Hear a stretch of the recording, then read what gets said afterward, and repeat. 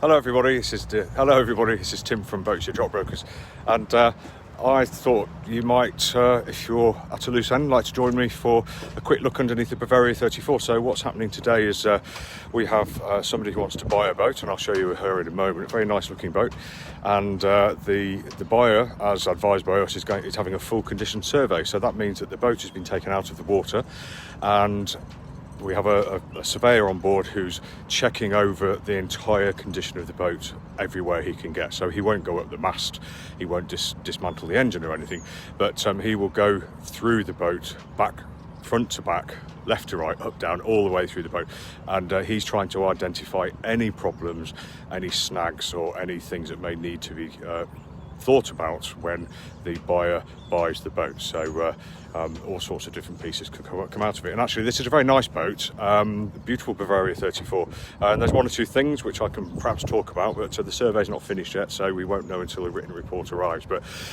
yeah, to conclude, really, if you're thinking about buying a boat, whatever the boat is, you never know the complete history of the boat, so you don't know if she's touched the bottom, or if she's had a prang, or if she's been how well she's been maintained. So if you have a survey, you've got a really great chance of finding out the history. And I'm laughing because one of the boatyard characters just went straight in front of me, but we couldn't see him. Okay, so I'll just turn the camera around, and so there we go. This is a Bavaria 34, really nice family cruiser, lots of space on board. If you go to boatshedbrighton.com, the advert's there actually, and you can see all the photos and videos of her interior. But just a quick brief run through of what we're actually looking for under here, to give you an idea of, in general, what sort of maintenance might be needed and what the surveyor might be looking at, etc, etc. So if we just look firstly up at the hull, as you can see, on the white part of the hull, which is generally the part we can see, the nice shiny part that's all polished up, etc. We're looking for any deformations, any cracks, any star crazing, anything that doesn't look quite right there, because it should be lovely and smooth. And as you can see, around the turn of bilge around here, and as we come up to the ship side there, or the boat side, you can see it looks really nice and shiny and curved. And there is an area that has had a repair, and I'll show you that shortly, hopefully. If we come down a little bit, we can see we've got a nice stripe here. I don't think that's a vinyl stripe, but it looks like it should be.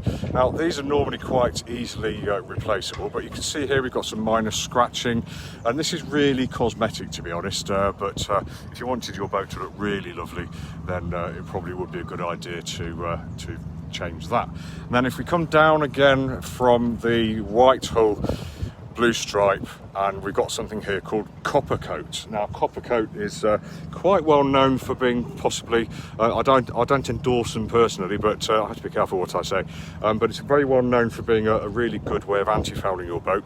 Has to be applied professionally, so the hull has to be prepared professionally, this has to be applied professionally in a certain temperature, etc. And generally, because of it's got such a high copper content, it means that the anti-foul works really, really well, and each year you don't have to take the boat out and sand it all down and then reapply the anti-foul. And basically what should happen is each year you lift the boat out, pressure wash it off, and then just maintain this. You might have to patch up a few bits and pieces, and as you can see, she's looking quite nice underneath. Now, there are some dangly bits of weed there, as you can see, which we don't really want, but if I just go, let me just pick one. So if I go up to one, and here we go. If I pull this, it should come off really nice and easily, because this boat wasn't jet blasted when she came out, and there we go. So it comes away really nice and easily, hardly leaves any residue there, and obviously takes the tiny little piece of the outside layer there off with it. And if I do this the same with this one, you'll see hardly any pressure there, it's just come off, no problem at all, just rubs down, and you've got a nice surface again. So really, really good. So while we're down here, let's have a look at the keel. As you can see, this is what's known as fin and bulb keel. Sorry, I got myself tongue-tied there. Fin and bulb keel. This is the shallow version of this boat. The keel of this boat would normally be 1.8 meters. This is 1.5, so that means it's going to it means you could go into shallower water effectively, so you could extend the range of your cruising if you wanted to go up rivers or into smaller inlets, etc. And that's what the original owners of this boat obviously wanted to do. Now, we need to make sure that the keel is joined to the boat, and so this is the keel.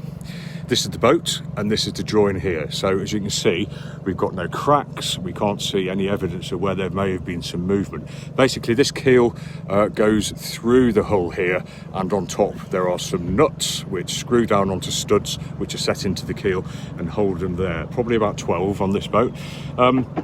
Yeah, it all looks good. I would say on the leading end of the keel here, we've got a small amount of, it looks a bit like corrosion, probably from the metal of the keel itself, just like this little patch here, but easily sort outable, and I'm reasonably confident the surveyor won't have too much of an issue with that. You can see this keel actually looks very nice and flat and even, which is what it should be. When we start getting rust patches like this, which we always will do, then once that increases and spreads around the boat, then that's going to really reduce the efficiency of your yacht. And I can see Pip watching. Hi Pip, how you doing? I think Pip would agree that, you know, as soon as you start altering the aerodynamic shape of a keel through rust, etc., that's going to really affect your boat's performance, especially upwind. But yeah, that's all I can say on that. So let's come back out and we'll just go around the ladder, and you can hear a bit of hammering there. That's where the surveyor's inside, just tapping with his hammer just to check for any cracks or breakages or delamination within the hull itself. But let's have a look at the sail drive. So this is a sail. Hi Pip, thanks for joining us. Hi to everybody who's watching, actually. There's quite a few people there. Lovely to see you all. So this is the sail drive. So the drive of this boat, instead of a propeller shaft coming through the hull with a propeller on the end, the sort of old-fashioned simple way, we've got a sail drive here. So the drive shaft is coming through the hull here and through a 90-degree bevel box here, and then driving the propeller that way. And there are lots of different advantages and disadvantages of shaft-driven boats or sail-driven boats. I won't go into that now, but if you go to our YouTube channel, you will find lots of videos, and one of those videos is about those advantages and disadvantages. But things to look for on this sail drive, we've got quite a few coats of copper coat. I think that you can see how the nice smooth surface kind of isn't nice and smooth anymore, so that could do with being rubbed down and redone. These holes here are where the engine takes its coolant, so we need to make sure these are unblocked. A little bit of weed growth there, but that should be fine. We have an anode here. Now this, I won't go into the chemicals of it or the science of it, so I'll leave that for another day, but it is all about cathodic protection. This piece of metal here has a different base number to this piece of metal here, and all the other pieces of metal on the boat. This should corrode instead of any other bits of metal. And if we go in close, we can see that we've got pitting here, which shows that the anode is doing its job. It's wasting away, and it should give you about a year of protection. But what the surveyor has picked up is that possibly this anode may be the wrong size, actually, so we may want to get a slightly bigger anode just to close that gap there. Quick look at the propeller. Looks okay to me. I think it's been painted. It looks like it could do with a rub down to make it really nice and efficient, but to be honest with you, looks all right. I don't think the surveyor's going to have any major problems with that. And yeah, just looking up, so up here, just you can't see it very well because of the weed. Now what you can do is see the difference between where the copper coat anti-foul isn't, this area here, because this is rubber, compared to where the copper coated anti-foul is, where's my finger, up here. Now obviously we've got these bits coming off, but I mean look at that, that just comes straight off, no problem. So copper coat, hardly any weed, and where there is weed, just comes off very easily. This would have brushed off with a pressure washer, washed off with a pressure washer, but other parts of the boat that aren't protected by copper coat, absolutely strewn with weed. And when you pull it, look, it doesn't come off nice and neatly. It comes off and leaves a really difficult to deal with beard is a good term for it. So yeah, all the barnacles are growing there, etc, etc. So it just shows how effective copper coating is. And we've got this fairing piece here, which if you can see, it moves. It's only a thin piece of rubber, but that smooths the flow of water over and around the sail drive so that it doesn't compromise your performance. But above this fairing piece is something called the sail drive gator, and we have that because this sail drive here penetrates the hull and has essentially a gearbox and an engine on top of it. So that penetration above this fairing piece has to be sealed, and that's called a sail drive Gator, and should be changed according to the manufacturer's instructions. Usually 6 or 7 years is about the lifetime of one of those. So something never to ignore if you've got a sail drive boat, because the sail drive Gator could mean the difference between water coming in and water not coming in, and we don't really want the water to come in. So let's carry on aft, and as you can see, we've got a nice deep Spade Rudder here. Looks in reasonable condition. I don't see any evidence of osmosis, etc., but I'm not a trained eye on that kind of thing. But it looks nice and weed free, nice and aerodynamic, etc. But we do think that there's a bush here, which is I think it's nylon, and that is there to keep the rudder in the middle of the hole where the rudder stock comes through, and it's turning, which I think possibly it shouldn't, and also possibly it should be up there and bonded into place. So that might be something we need to get looked at, but so we shall see.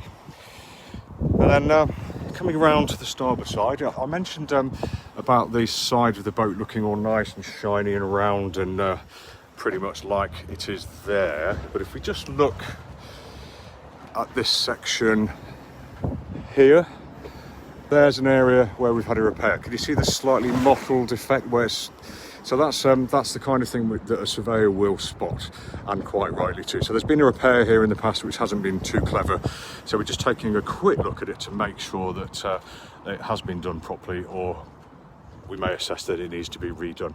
And again, on the starboard side here, we've got another repair that hasn't been done very well either, and I suspect that's more of a puncture rather than a sort of a full-on push against the boat side. But we shall find out. So yeah, this is Tim from Berkshire Yacht Brokers, just taking you around the underside of this Bavaria 34, just for a quick look at the bits and pieces that we find underneath the boat and the sort of things that surveyors are looking at, and a few kind of maintenance pointers as well. But yeah, thanks for watching. Lovely to see you all here, and we look forward to perhaps seeing you again in the near future. Have a great day and take care.